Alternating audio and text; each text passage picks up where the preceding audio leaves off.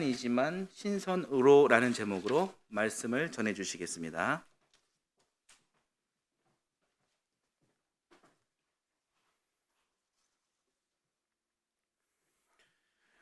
말씀 받기 전에 기도하도록 하겠습니다.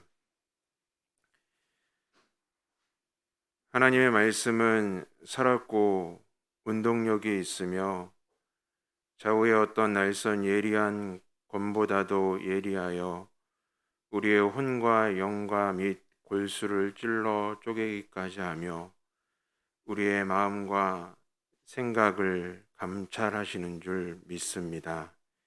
이 시간 하나님의 말씀을 받습니다. 인간의 말로 받지 아니하고 살아계신 하나님의 말씀으로 우리의 몸과 마음으로 뜨겁게 이 말씀을 받아 하나님이 원하시는, 또 하나님이 맺기를 간구하시는 그 열매들을 우리의 삶 속에 하날 하날 맺혀갈 수 있는 우리들의 삶이 되어줄 수 있도록 인도하여 주시옵소서. 말씀 그 자체이신 우리 주 예수 그리스도의 이름으로 기도드립니다. 아멘.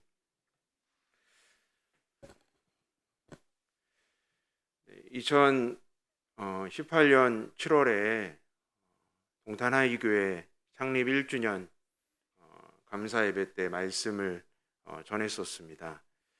3년 조금 넘는 시간들이 이제 흘렀는데요. 그동안 여러 어려움과 또 힘든 상황 속에서도 또 하나님의 마음을 시원케 해드리는 교회로 또 동탄하이교회가 또 부흥하며 승리한다라는 그런 소식을 전해 듣고 있었고요. 또 오늘 직접 와서 또 이렇게 현장 예배에 참여해서 함께 여러분들과 또 귀한 시간들을 갖게 되어서 더욱더 감사하고 또 하나님 보시기에도 영광이 될 줄 믿습니다. 유대인들은 이 아이들을 자주 이렇게 안아주는데요.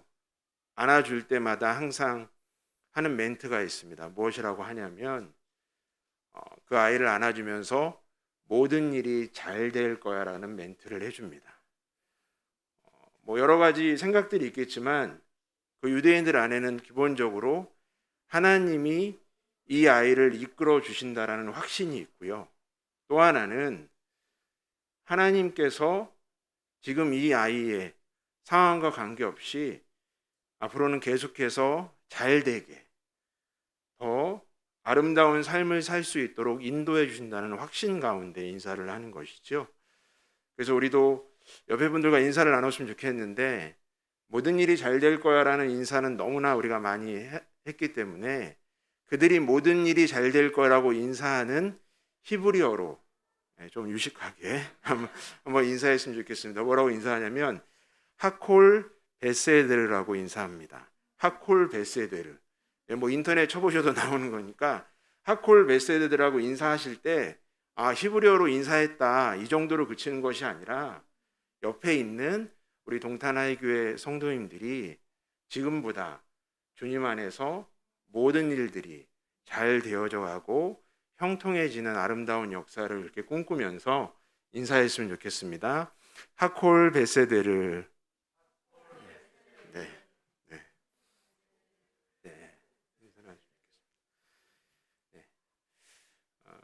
오늘 또 말씀을 전하게 해주신 하나님께 감사드리고요. 또 기회를 주신 우리 김목원 목사님과 우리 동탄하이교회 성도님들에게 또 감사의 마음을 전합니다. 오늘은 추수감사 주일입니다.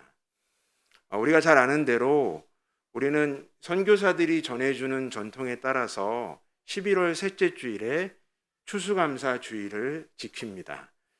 1920년에 영국의 청교도들이 메이플라워를 타고 신대륙인 미국에 정착을 하게 됩니다. 그들이 1년 동안 살았겠지요. 1년 뒤에 농사를 짓고 추수를 합니다. 추수를 하고 이 3일간의 어떤 축제들을 벌이는 그 시간들이 11월 이 셋째 주간이었습니다. 그래서 1921년부터 추수감사주의를 지키는 것이 이렇게 계속해서 내려와서 선교사들을 통하여서도 한국 교회도 이렇게 정착을 하게 되었습니다.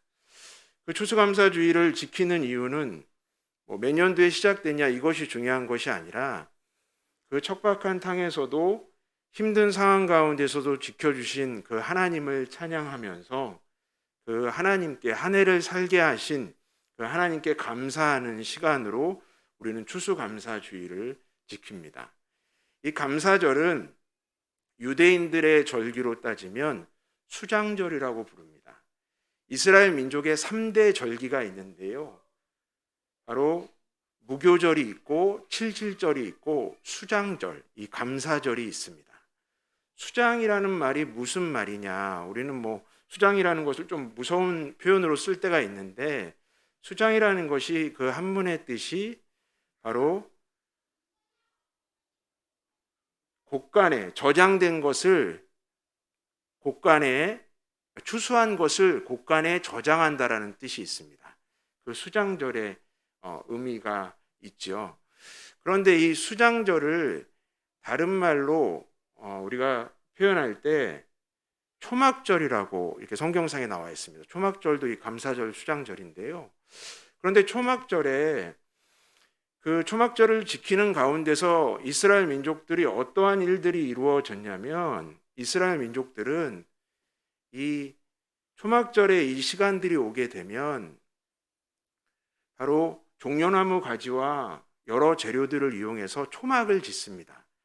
그래서 그 초막 안에 들어가서 7일 동안 온전히 하나님의 말씀을 묵상하고 하나님의 말씀을 또 깨닫는 시간들을 갖게 됩니다.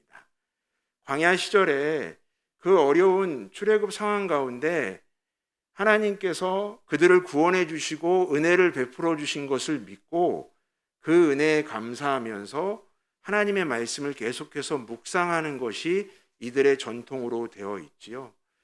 제가 장황하게 추수감사절에 관련된 그런 말씀을 드렸는데 그럼 우리는 분명히 생각할 수 있습니다. 이 추수감사절에 우리는 두 가지를 생각을 해야 하는데요. 하나는 추수감사절의 원뜻처럼 한 해의 수확, 또 한 해를 지켜주신 하나님께 감사하는 시간이 여러분들의 삶에 되시기를 간절히 소망합니다. 또 하나 무엇이겠습니까? 바로 한 해를 살아오면서 과연 하나님께서 나에게 말씀하시는 것이 무엇인지, 힘들게 살아온 인생이지만 나에게 지금 하나님께서 위로를 주시며 새로운 회복을 하게 하시는 것이 무엇인지 하나님의 말씀을 초막을 짓고 그 안에서 말씀의 묵상에만 전념했던 이스라엘 민족처럼 우리도 하나님의 말씀을 통하여서 위로받고 새 힘을 얻는 시간이 바로 추수감사절이라는 시간이지요. 그 추수감사절이 여러분들에게 깊이 있게 와닿게 되기를 간절히 기도합니다. 이 두 가지를 생각하면서 오늘 말씀에 이제 들어가도록 하겠습니다. 여러분들 2021년의 삶 어떠하셨습니까?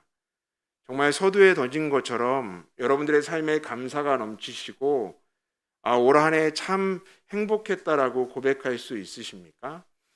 우리가 2020년이 맞춰질 때 사람들이 그런 이야기를 했습니다. 우리의 삶에서 2020년만 딱 띄어서 사라졌으면 좋겠다. 코로나19로 인하여서 너무나도 고통의 순간들이었고요. 무엇 하나 이루어진 것이 없는 상황이어서 이 시간이 딱 사라져버렸으면 좋겠다라는 표현들을 많이 했습니다. 그때 그 표현을 했던 이유 중에 하나는 2021년에는 코로나19가 사라져서 우리가 일상이 회복되어지고 새로운 소망을 갖게 될 것이라는 생각이 지배했기 때문이죠. 그런데 여러분은 어떠합니까? 2021년에도 동일하게 힘들어왔고 지금도 물론 위드 코로나가 시작되었지만 힘든 상황에 놓여져 있습니다. 인생의 사이클 우리가 생로병사로 표현합니다. 태어나고요, 나이가 들고요, 병이 들고요, 죽습니다. 그런데 이 생로병사에서 우리가 잊지 말아야 될 것이 뭐냐면 그 각 가정마다 그 시간마다 인간에게는 고통이 있다라는 것이죠. 어려움이 있다라는 것이죠. 여러분들 안에 코로나19가 문제뿐이겠습니까? 수많은 여러분들의 삶을 옥죄는 정말 사도 바울의 고백처럼 사방을 우겨쌈을 당하는 상황들이 여러분들 안에 놓여져 있다라는 것입니다. 그래서 이 상황에서 나는 참 감사하다, 나는 참 행복했다, 나는 참 힘이 난다라는 고백보다는 다운되어져 있고 절망에 놓여져 있는 순간들이 사실 많았음을 우리는 고백할 수밖에 없습니다. 하지만 오늘 말씀을 통하여서 우리가 절망의 모습에서 희망의 모습으로 변화되어지고요, 불평의 모습에서 감사의 모습으로 변화되어지는 귀한 시간들이 되시기를 간절히 소망합니다. 우리와 같은 삶의 정황에 있었지만 하나님께 집중함으로 또 새로운 희망으로 나아갔던 또 성경의 인물들을 통하여서 우리가 은혜를 받았으면 좋겠습니다. 오늘 첫 번째 본문 시편 37편의 말씀입니다. 그 시편 37편의 말씀은요, 시편에는 항상 여러분들 성경책에 보시면 항상 부제 설명이 있습니다. 어떠할 때 지어진 시, 어떠할 때 불렀던 노래, 이러한 설명이 있는데요, 오늘 37편에는 딱 하나의 설명밖에 없습니다. 그냥 다윗의 시라고 나와 있습니다. 다윗의 시. 그런데 이 다윗의 시지만 이 성경이, 이 시편이 언제쯤 쓰여져 있는지는 우리가 알 수 있는 부분들이 있습니다. 제가 준비한 개역개정 성경으로 보면 오늘 25절에 이렇게 나와 있습니다. 어려서부터 늙기까지라고 나와 있습니다. 그러니까 본인이 어렸을 때부터 나이가 들었을 때까지라는 그 시편의 표현을 보니까 우린 이렇게 알 수가 있죠. 다윗이 나이가 들었을 때 지은 시구나. 그래야지 자기가 늙었을 때라는 표현을 쓰지 않습니까? 나이가 들었을 때 생각해보고 자기보다 연소한 사람들에게 신앙의 메시지를 전하는 것이지요. 그런데 24절에 보니까 이러한 내용이 나와 있습니다. 바로 나는 넘어졌다라고 표현하고 있습니다. 나는 많이 넘어졌다라고 표현을 하고 있습니다. 다윗이 얼마나 많이 인생 가운데 넘어졌습니까? 물론 다윗이 우리아의 아내 밧세바를 취하고 또 하나님의 군대 대신 자기를 드러내고자 하는 그 인구조사의 문제에서 영적으로 굉장히 고통을 많이 겪었던 시간들도 물론 있습니다. 그런데 다윗은 육적으로도 삶의 자리에서도 여러분과 동일하게 많은 고통들을 겪었던 사람입니다. 수없이 많은 고통, 열거하자면 설교 시간에 많은 부분을 할애해도 또 계속해서 시간이 모자르겠죠. 그런데 다윗이 얼마나 고통스러웠는지를 한마디 표현으로 알 수 있는 성경 말씀이 있는데 그것이 바로 시편 69편 4절인데요. 그 부분에서 이렇게 나와 있습니다. 바로 까닭 없이 나를 괴롭히는 사람이 내 머리 털 숫자보다 많다라고 표현하고 있습니다. 69편에서 다윗의 시인데요. 다윗이 까닭 없이 나를 괴롭히는 사람이 내 머리털 숫자보다 많다. 여러분 머리털 숫자가 대략 몇 개 정도인지 아십니까? 각자 사람마다 달라서 제가 머리털 숫자를 이렇게 비교하려는 게 아니라 보통 10만 개 정도로 표현을 합니다. 그러면 까닭 없이 나를 괴롭히는 사람만 내 머리털 숫자, 물론 10만 1명이다, 10만 1000명이다 그렇게 표현하려는 게 아니라 비유적으로 그만큼 많았다는 것이죠. 여러분 까닭 없이 여러분들을 계속해서 미워하고 여러분들을 힘들게 하는 한 사람만 있어도 잠이 들기 힘듭니다. 삶이 힘들어집니다. 고통스러워집니다. 까닭이 있던 없던지 간에 나를 괴롭히는 사람만 있어도 너무나도 힘이 듭니다. 그런데 다윗은 뭐라고 고백합니까? 나는 까닭 없이 나를 힘들게 하는 사람이 내 머리털 숫자보다 많을 정도로 많았고 나는 너무나도 나를 미워하고 고통 가운데 있었다라는 것입니다. 다윗은 여러분들이 성경을 잘 읽어보시면 또 알고 계시는 상황일 수도 있지만 장인어른에게도 쫓김을 받았고요. 사랑하는 아들 압살롬에게도 쫓김을 받았습니다.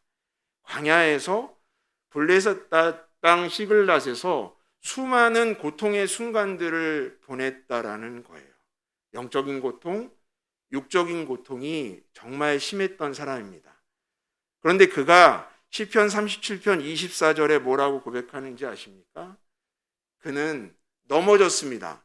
넘어지나 엎드려지지 않음은. 우리가 삶을 살아가면서 넘어질 수 있어요. 휘청거릴 수 있어요. 정말 위기상황에 빠질 수도 있어요. 그런데 완전히 무너지지 않는, 엎드러지지 않을 수 있었음은 무엇이냐? 그 다음에 고백합니다. 여호와께서 그의 손으로 나를 붙드셨다. 여러분 아멘이십니까? 여러분들이 삶이 아마 한 분 한 분 올 한 해 어떤 것이 힘들었느냐고 고백하면 우리가 눈물 없인 들을 수 없는 정말 대하드라마 한 편이 나올 것 같습니다. 각자가 다 힘들었죠. 그런데 그렇게 넘어지고 아픔에 쌓여있는 상황에서 우리가 완전히 무너지고 엎드려지지 않은 이유가 무엇이냐? 바로 하나님께서 그의 손으로 여러분들을 붙들어 주셨기 때문입니다. 다윗의 고백이죠. 그의 손이 어떤 손일까요? 그의 손, 하나님의 권능의 손입니다. 이것을 느헤미야 선지자는 뭐라고 고백했냐면요, 선한 손이다라고 고백을 했어요. 선한 손. 저도 가끔 선한 손이 되는데요, 힘들어하시는 어르신들이 계실 때 내 손을 내밀어서 그들을 일으켜 세우기도 하는데요, 저는 그런 의미로 받아들이지 않습니다. 느헤미야가 얘기했던 선한 손은 그렇게 일회성 손을 펼치는 것이 아니라 하나님의 관심과 하나님의 초점은 여러분들에게 집중되어 있다는 거예요. 그 선한 손. 그 선한 손으로 여러분들을 붙들어 주신다라는 것입니다. 그러니까 다윗이 23절에 그런 고백을 할 수밖에 없는 것이죠. 나는 수없이 넘어졌지만 하나님의 손으로 완전히 엎드려지지 아니하고 다시 희망을 일으킬 수 있었다. 그렇기 때문에 23절의 고백처럼 하나님이 나를 인도하시는데 그래서 내 삶은 안전할 수밖에 없다. 평안할 수밖에 없었다라고 고백을 하는 것입니다. 이런 다윗의 고백이 저와 여러분의 고백이 되시기를 간절히 소망합니다. 넘어집니다. 힘듭니다. 하지만 우리밖에 모르는, 여러분들이 자녀를 사랑하는 자녀들을 바라보면서 정말 내 목숨을 주기도 아깝다는, 내 목숨을 주어도 아깝지 않을 자식이라는 표현처럼 하나님은 정말 우리밖에 모르는 그 선한 손으로 우리를 붙들어주고 계시다라는 것이지요. 그러면서 다윗은 이러한 고백을 합니다. 내가 어려서부터 늙기까지 봤는데 의인이 무너지고 의인이 패망하는 것을 보지 못했다라는 거예요. 하나님을 믿는 의인으로 살아가시는 여러분들 꼭 하나님께서 지켜주실 줄 믿습니다. 그리고 그 이후에 뭐라고 덧붙입니까? 25절에 그의 후손이 걸식하는 것을 보지 못했다. 그의 후손이 굶어 죽는 것을 보지 못했다. 단순히 의식주 해결하는 것을 말씀하시는 것이겠습니까? 그 다윗의 삶을, 그 믿음의 사람을 통하여서 후손들도 복을 받고 그 신앙의 대물림이 일어난다라는 것이죠. 여러분들 어린이부 예배를 드리고 청소년부 예배를 드리고 우리 또 아이들이, 학생들이 또 다른 곳에 가서 또 신앙 훈련을 받고 있습니다. 여러분들의 꿈이 무엇입니까? 여러분들의 꿈 가운데 분명히 그러한 것이 있지 않습니까? 내가 하나님 안에서 의인으로 하루하루 승리의 삶을 살아서 그 아름다운 복이, 그 아름다운 신앙이 우리 자녀들에게 흘러갔으면 좋겠다. 저는 동탄아이교회에 속한 여러분들뿐만 아니라 다음 세대들 모든 사람들이 제가 가장 좋아하는 믿음의 고백이기도 하고 아마 다음 세대들에게 대물림하고 싶은 가장 믿음의 결단이기도 한데요. 사무엘상 17장 45절에 다윗의 고백처럼 다윗이 골리앗이라는 또 블레셋 사람들이 수많이 모여져 있는 그 상황 가운데 다윗이 외쳤습니다. 너는 블레셋 사람들에게 이르되 너는 단창과 창과 칼로 내게 오려니와 나는 만군의 여호와 하나님의 이름으로 내 앞에 나아간다. 여러분들의 삶도, 여러분들의 후손들의 삶도 창과 단창과 칼과 같은 세상의 위협들이 있지만 그 안에 우리를 붙드시는 하나님의 힘을 가지고 나아간다면 승리하게 되는 귀한 역사가 일어날 줄 믿습니다. 오늘 또 하나의 본문이 있습니다. 바로 예레미야 애가 본문입니다. 예레미야라는 사람을 표현하는 수식어가 많이 있는데요. 그 중에 가장 드러날 수 있는 수식어는 무엇이냐면 잿더미를 가슴에 품고 소망을 노래한 사람이라는 표현이 있습니다. 잿더미를 가슴에 안고. 잿더미라는 말 속에 얼마나 삶이 힘들었는지를 알 수가 있지요. 주님 오시기 전 586년에 철옹성 같았던 이스라엘이 무너집니다. 성벽은 무너졌고요. 성전이 불탑니다. 바로 바벨론의 왕 느부갓네살에 의해서 그 내용들이 이루어지게 됩니다. 나라를 잃었습니다. 하나님의 선민 사상으로 가득 찼던 이스라엘 민족들이 순간적으로 모든 것을 잃어버리게 된 상황이에요. 그런데 예레미야는 그때의 그 무너지는 상황들을 다 바로 보면서 그들에게 이 땅이 무너질 수밖에 없음을 외쳐야 됐던 아주 슬픈 선지자 중에 한 명입니다. 그 예레미야가 그 가슴 아픈 내용들을 5편의 시편으로 지었는데 그것이 바로 예레미야 애가 1장부터 5장까지의 내용이지요. 그러니까 완전히 절망의 늪에 빠져 있었던 것입니다. 본인뿐만 아니라 본인의 민족이 사라진 것이죠. 그래서 오늘 예레미야가 3장 19절에 예레미야는 이러한 고백들을 하게 됩니다. 바로 내 고초와 재난, 내가 지금 안고 있는 고초와 재난, 우리 민족이 안고 있는 고초와 재난. 그런데 그것이 있는데 그것이 쑥과 담즙이라고 표현을 하고 있습니다. 뭐 쑥, 여러분들 올해 이 쑥 관련된 요리 좀 드셨나요? 저도 이제 엊그저께 쑥떡을 먹었는데 전혀 이렇게 좀 약간 유머러스한 표현인데 굉장히 진지하신 표정이라. 예, 그 쑥, 그 맛있는 쑥을 얘기하는 부분들이 아니에요. 쑥을 공동 번역에서는 어떻게 표현을 했냐면 소태라고 표현했습니다. 소태나무 껍질에서 정말 질기고 약재로만 쓰여지는 그 맛없는 그 냄새 많이 나는 그것이 지금 현재 나의 상태라는 거예요. 내 힘든 부분이라는 거예요. 담즙. 여러분, 담즙이라는 말을 들었을 때 우리 요즘 용어로 조금 쉽게 설명을 하면 여러분들 멜랑콜리라는 단어를 떠올리시면 됩니다. 멜랑콜리가 그리스 의학 용어인데요. 멜랑이 검다란 뜻이고 콜리가 담즙이란 뜻입니다. 검은 담즙이란 뜻입니다. 근데 검은 담즙인데 이 멜랑콜리라는 것이 어떻게 말이 등장하느냐? 사람이 너무 우울해지고 낙담해지면 나오는 것이 담즙입니다. 검은 담즙입니다. 그러니까 주님, 내 지금 고초와 내 재난 상황을 지금 아시죠? 그런데 내가 지금 이게 정말 이 소태나무의 이 쑥을 먹는 것처럼 그 약재로만 쓰이는 그 독한 상황을 먹는 것처럼 내 상황이 독한 상황이고 내가 멜랑콜리, 내 우울의 강도가 점점 심해지고 있다라는 거예요. 코로나19를 통하여서 계속해서 여러분들 기하급수적으로 늘어나는 것이 무엇입니까? 바로 우울의 상황을 보이는 분들이에요.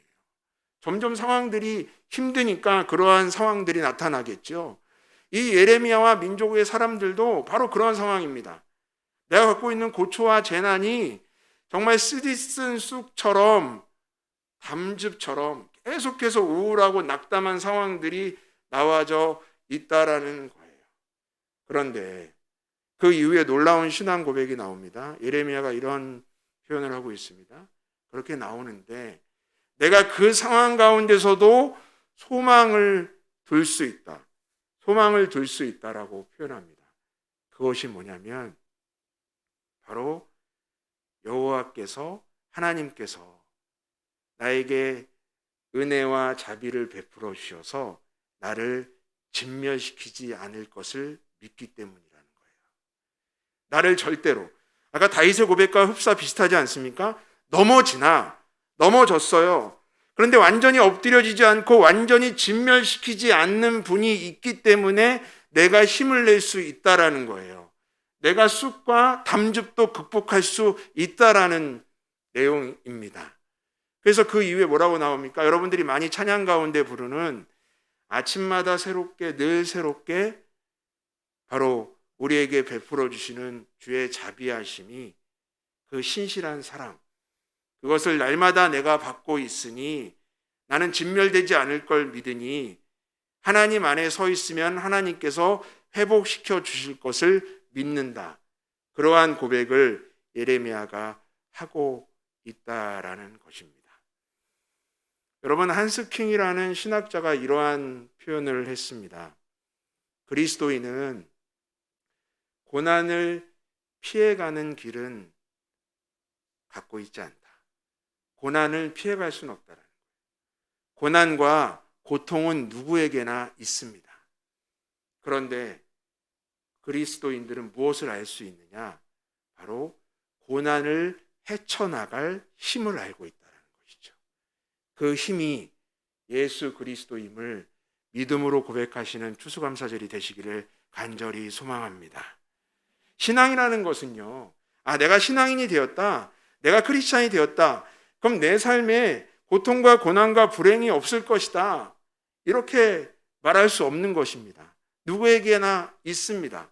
그런데 고통과 고난과 불행 속에서도 이게 끝이 아니고, 이게 완전히 엎드려지는 것이 아니고 분명히 새롭게 회복시켜 주시는 분이 있다. 그 하나님을 인식하고 믿음으로 하루하루 예배드리는 것이 신앙인의 자세예요.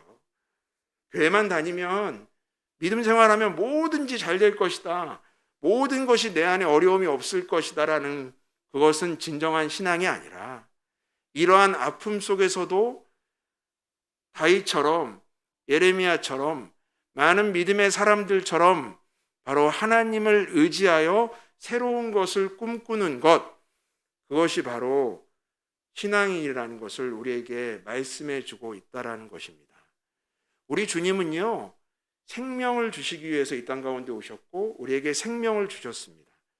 그리고 이분이 가장 하시는 큰 역할은 뭐냐면 우리에게 날마다 그 생명을 새롭게 회복할 수 있는 힘을 더하여 주신다는 거예요.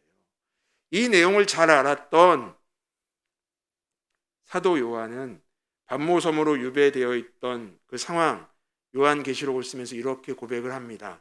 요한계시록 7장 17절에 이러한 고백을 했습니다.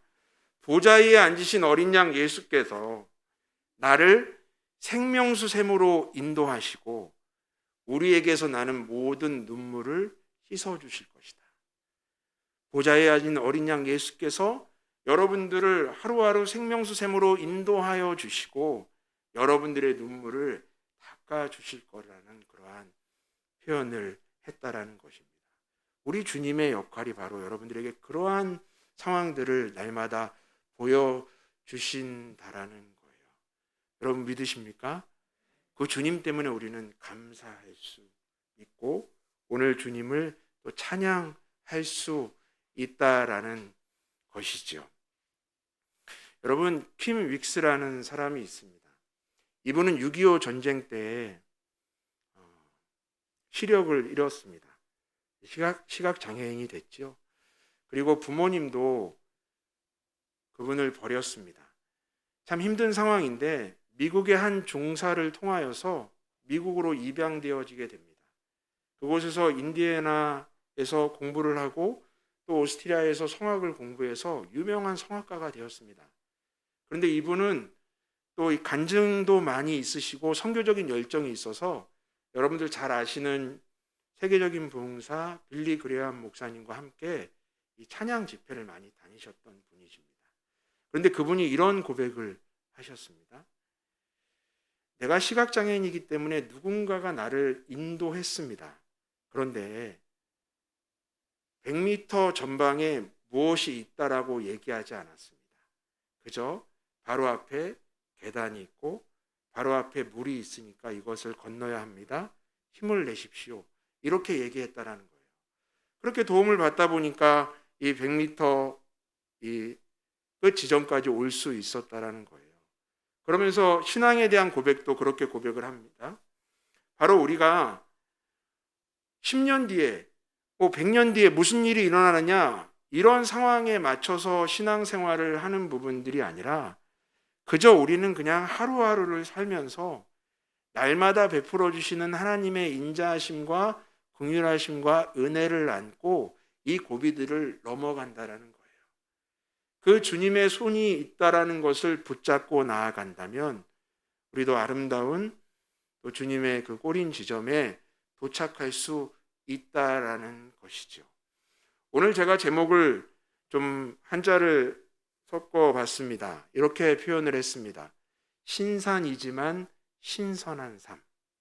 신산이라는 것은요, 어르신들에게 많이 쓰는 표현입니다. 신. 여러분들 이 신자는 너무나도 많이 본 신자입니다. 바로 여러분들 좋아하시는 모 라면에 나오는 맵다라는 뜻이죠. 산자는 슬프다 산자입니다.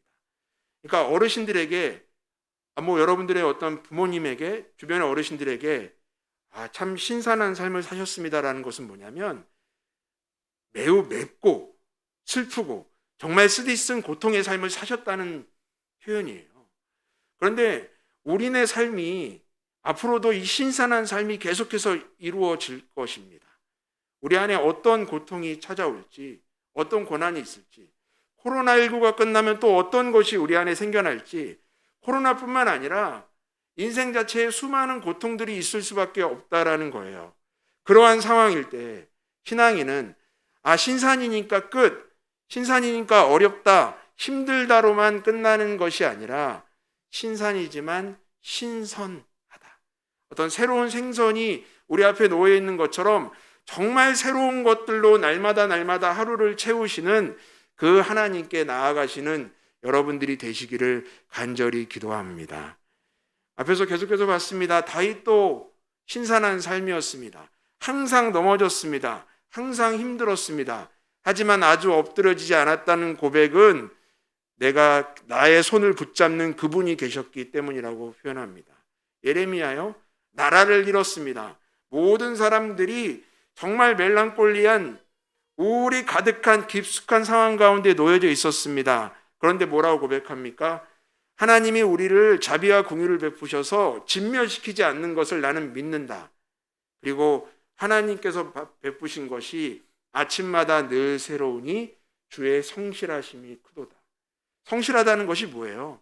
신실한 것뿐만 아니라 일회성으로 단회적으로 끝나는 것이 아니에요. 지속적으로 하나님께서 날마다 우리에게 베풀어 주신다라는 거예요. 그러한 힘을 얻고 살아가시는 여러분들이 되시기를 간절히 소망합니다. 제가 처음에 2가지 질문을 던졌습니다. 오늘 추수감사절에 2가지를 생각해야 한다. 첫 번째는 과연 우리가 한 해 동안 베풀어 주신 하나님께 감사할 수 있겠느냐.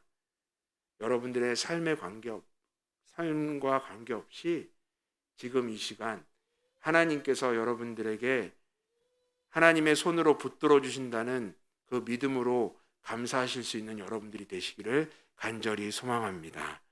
그 믿음으로 살아갈 때 여러분들 후손들도 복을 받고 여러분들처럼 믿음으로 이 거칠고 패역한 세상에서 승리하게 되는 힘을 얻을 줄 믿습니다. 또 한 가지 2번째 질문을 던졌습니다. 과연 이스라엘 민족이 감사절 초막절에 7일 동안 말씀에 집중하였던 것처럼 하나님께서 나에게 오늘도 말씀을 통하여서 들려주시는 것이 무엇일까? 여러분들 분명히 기억하십시오. 신산의 삶을 살고 계시지만 여러분들 너무나도 힘들고 어렵지만 그곳에서 날마다 신선의 삶을 허락하여 주시는 그 하나님을 의지한다면 세상이 줄 수도 알 수 없는 평안 가운데 승리하게 되시는 우리 동탄아이 교회에 속한 모든 분들의 삶이 되실 줄 믿습니다. 그러한 은혜가 가득하시기를 간절히 기도합니다. 함께 기도하겠습니다.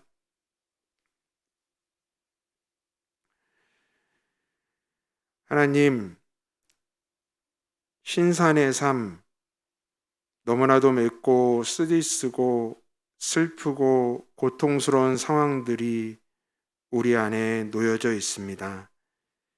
하지만 그곳에서 절망하고 우울하고 낙담하는 것으로 그쳐지는 삶이 아니라 날마다 새롭게 신선으로 다가오시는 하나님을 의지하여 더욱더 승리하는, 또 하나님을 찬양하는, 하나님께 감사로 예배하는 동탄아이 교회에 속한 모든 분들의 삶이 되어줄 수 있도록 인도하여 주시옵소서. 감사합니다. 오늘도 하나님의 길을 쫓는 우리에게 선하신 손으로 다가오시는 우리 주 예수 그리스도의 이름으로 기도드립니다. 아멘.